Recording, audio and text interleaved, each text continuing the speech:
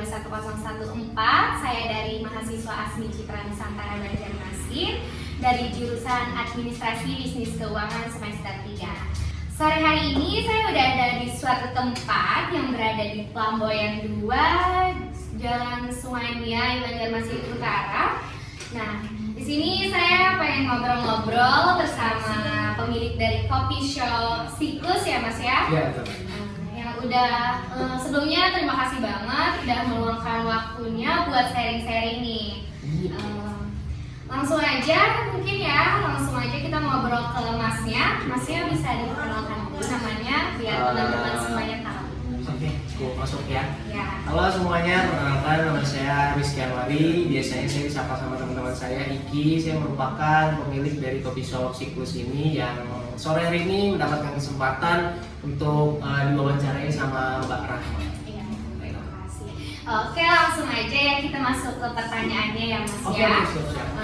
Awalnya nih Mas, gimana sih ceritanya bisa terjun ke dunia bisnis ini? Apakah dulunya sudah ada cita-cita dari ibunya ingin menjadi seorang entrepreneur atau bagaimana tuh? Aku jawab ya. Jadi awal mulanya kenapa memilih terjun ke bisnis coffee shop itu yang pertama karena di sekitar rumah alias lingkungan itu udah lumayan banyak nih coffee shop gitu kan. Jadi suka aja gitu kan nongki-nongki sama teman-teman ke coffee shop. Nah terus faktor yang kedua itu adalah seringnya sekarang kan masa kuliah itu kita sering ngerjain tugas di luar kan ya. Jadi teman-teman itu sering ngajakin nongki ke kopi-kopi gitu kan. Terus yang ketiga baru kepikiran mau bikin usaha nih gitu kan, karena emang mau punya usaha aja sendiri gitu. Jadi bingung nih awalnya mau buka apa. Awalnya aku tuh mau buka aksesoris HP gitu kan, tapi karena aku lihat di sekitar sini tuh kopi itu lumayan, jadi makanya aku memilih terjun untuk ke dunia kopi shop. Sebelumnya nih Mas, untuk kopi Siklus ini udah berapa lama sih? Kalau sekarang itu dihitungnya udah kurang lebih 8 bulan, 9 bulan. Iya, jadi baru buka Februari 2022. Sekarang udah Oktober ya, kurang lebih 9 bulan. Gini Mas, dari banyaknya nih usaha yang bisa kita lakukan nih kan, kenapa sih Masnya ingin membangun kopi shop gitu? Kayak maksudnya banyak banget kan yang di luar sana tuh kayak bisa kita lakuin.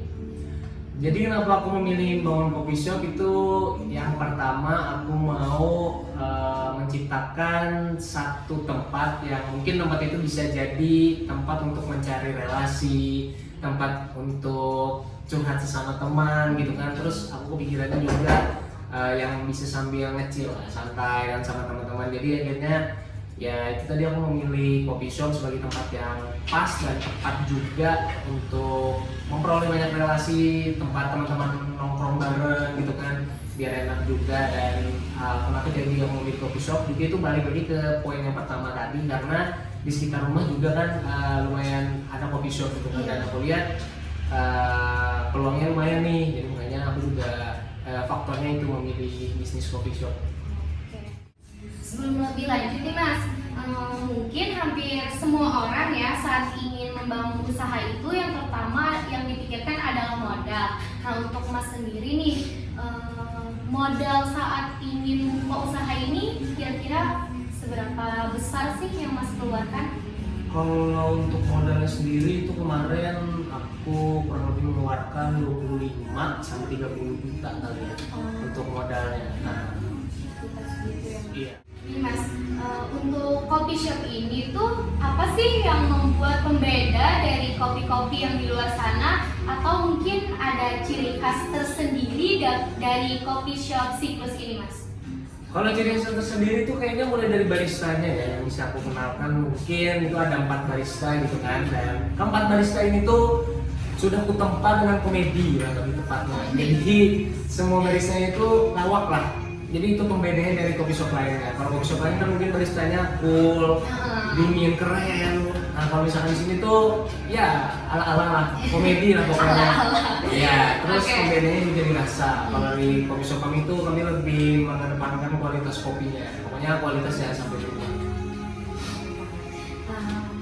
Untuk gini Mas, untuk modal awal itu Mas ada modal tersendiri atau mungkin dari tabungan atau partner bersama teman atau gimana Mas? Kalau untuk modal itu memang dari aku personal ya. Tapi kalau misalkan untuk yang karyawan-karyawannya kayak baristanya itu aku narik dari teman-teman terdekat aku untuk kerja di sini juga gitu. Jadi pokoknya kalau misalkan kerja di sini itu aku nggak membedakan yang aku sebagai bos, teman-temanku sebagai anak buah tuh enggak. Tapi kami di sini tuh ya semuanya sama lah. Di sini sama-sama kerja, di sini tempatnya kita cari duit, tempatnya kita untuk membangun relasi juga.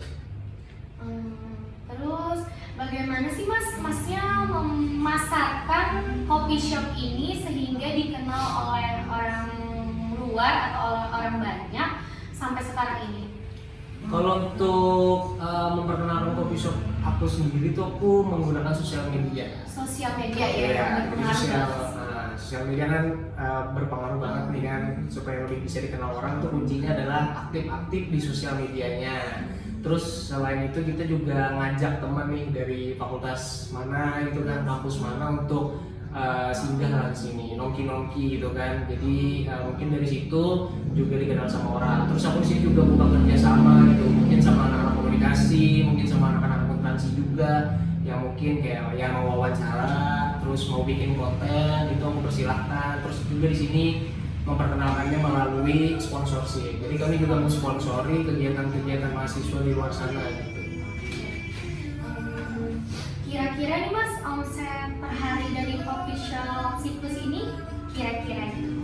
Kalau per harinya ya itu tergantung. Kalau misalkan lagi rame itu mungkin bisa 300 sampai 400 ribu per hari. Tapi kalau misalkan lagi sepi ya biasa-biasa aja itu bisa 150 sampai 200 ribu. Lumayan.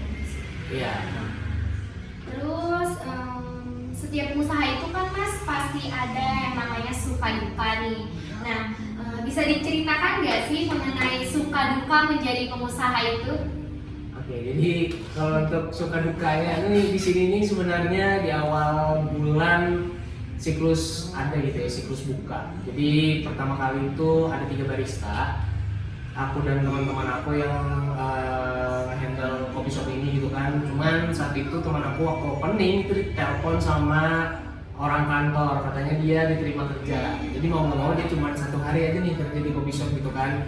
Nah terus aku sama temanku ini yang mungkin sekarang lagi bertugas ya di bar, itu cuma berdua nih jaga, dan kami pun sama-sama kuliah. Jadi di situ kami repot gitu kan untuk handle kopi ini. Bahkan temanku yang di bar sekarang ini saat ini duduk itu saat itu kecelakaan. Nah karena kecelakaan itu dia akhirnya mulai udah nggak sering turun lagi gitu kan. Terus aku pun juga nggak bisa membagi waktu sama kuliah. Terus kami bingung nih gimana caranya supaya siklus ini itu bisa dikenal sama orang, karena emang benar-benar berdua doang nih ngerintis gitu kan. Jadi akhirnya ya udah deh pelan-pelan gitu kan kita mulai cari hiring barista, walaupun pemasukan kita saat itu nggak pasti gitu kan, tapi kita memberanikan deh untuk hiring barista, membuka lowongan kerja. Terus ada 3 orang yang saat itu berminat gitu kan, dan itu kami langsung tanpa seleksi, kalau mereka mau belajar kopi kami terima gitu di sini. Terus akhirnya jadilah 4 barista gitu kan. Nah 4 barista ini juga akhirnya kami mengadakan rapat pertama kali. Jadi mulai marketingnya mau kayak gimana, terus kopinya kita mau kualitasnya kayak gimana juga gitu kan, terus pembawaan kita kepada customer tuh gimana gitu. Nah akhirnya dari 3 poin tadi tuh udah terciptalah poin kalau melayani customer tuh ya dengan komedi, dengan humble. Terus untuk rasanya itu kualitasnya kami memilih yang tinggi lah. Jadi bahan-bahan yang digunakan pun juga lumayan berharga juga buat kita. Terus yang pertama itu untuk marketing, akhirnya kami memutuskan untuk aktif di sosial media. Jadi kurang lebih siklus itu selama 5 bulan rugi ya, lebih tepatnya. Jadi rugi banget. Terus di situ aku juga kembali memutar otak nih gimana caranya supaya gaji barista itu tetap terbayarkan. Tapi alhamdulillahnya dari awal siklus buka sampai sekarang tuh nggak pernah ada tunggakan di gaji barista. Jadi aku memberikan semuanya untuk orang-orang yang kerja dulu nih. Dan sampai detik ini pun aku ngambil untung pun juga nggak banyak gitu, cuma sedikit. Jadi di bulan ke-7 itu udah mulai banyak nih orang-orang kenal gitu kan sama siklus, karena dari mulut ke mulut teman-teman udah mulai banyak kesini juga, dan sponsorship udah mulai jalan tuh. Jadi kita udah nge-sponsorin kegiatan mahasiswa, logo kita ditaruh di banner, Dan saat itu juga karena aku udah pusing handle sponsor, pusing handle sosial media, hiring lagi nih admin sama konten kreatornya. Nah kalau untuk admin sendiri tuh sama barista kita ada 1 orang tuh jadi admin juga sekaligus barista. Terus untuk konten kreator itu aku hiring teman-teman aku lagi ada 2 orang. Jadi mereka ini yang memang berkapabilitas di konten, di foto, video, dan akhirnya sampai sekarang mereka yang handle Instagram gitu. Jadi semua pekerjaan bukan cuma aku yang handle, tapi udah di-handle sama mereka. Jadi alhamdulillah sampai sekarang sih setiap hari pasti ada aja orang gitu kan. Malam minggu itu biasanya penuh tempat duduk di luar sama di dalam. Jadi mungkin selanjutnya akan mengupgrade fasilitas sih, mulai dari tempat duduk kita ganti gitu kan, terus renovasi luar, pokoknya sampai orang-orang tuh merasa comfy, bersahabat banget sama siklus. Itu sih.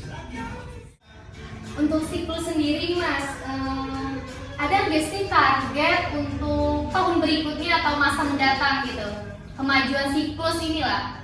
Mungkin kalau untuk target sendiri kami sekarang lagi proses pembangunan CP ya.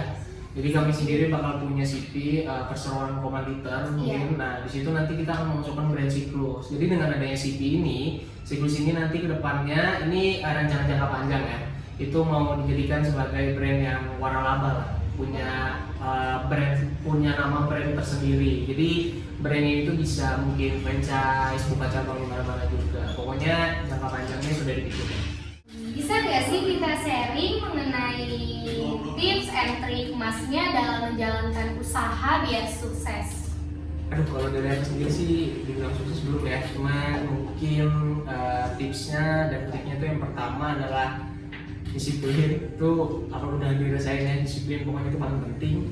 Terus yang kedua itu nggak pernah putus asa. Karena kalau misalkan dalam suatu usaha kan itu pasti ada jatuh bangunnya ya. Jadi kalau misalkan kita nyerah duluan, ya mungkin kita nggak akan bisa mencapai titik sukses itu gitu. Terus yang ketiga itu adalah konsisten.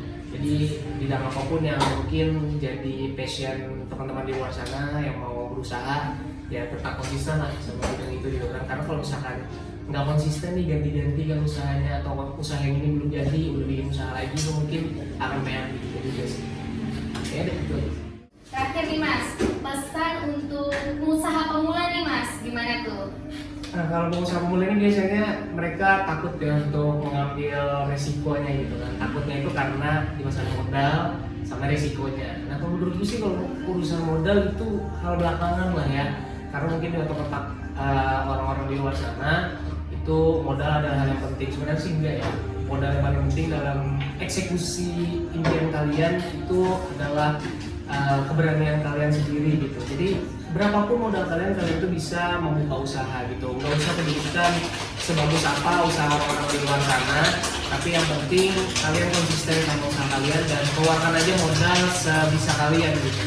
Jadi saran dari aku itu apapun yang kalian impikan, usaha apapun yang mau kalian jalankan, modal apapun yang kalian, seberapapun modal yang kalian punya itu tetap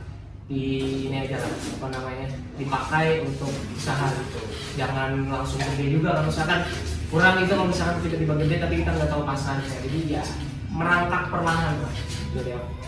Oke, terima kasih banget nih Mas udah meluangkan waktunya. Mungkin udah cukup ya kita cerita-cerita dan sharing-sharingnya. Mungkin sekian Mas, terima kasih banget udah meluangkan waktunya dan juga telah memberikan tempat yang senyaman ini, dan juga mungkin nantinya saya bisa berjumpa kembali atau berkunjung kembali untuk menikmati minuman-minuman yang ada di coffee shop ini. Sama-sama. Jadi mungkin buat Mbak Rahma tadi ya, dan mungkin teman-teman di luar sana silakan aja untuk mau berkunjung ke coffee shop kita di Jalan Lamboyan 2 nomor 31 ya. Pokoknya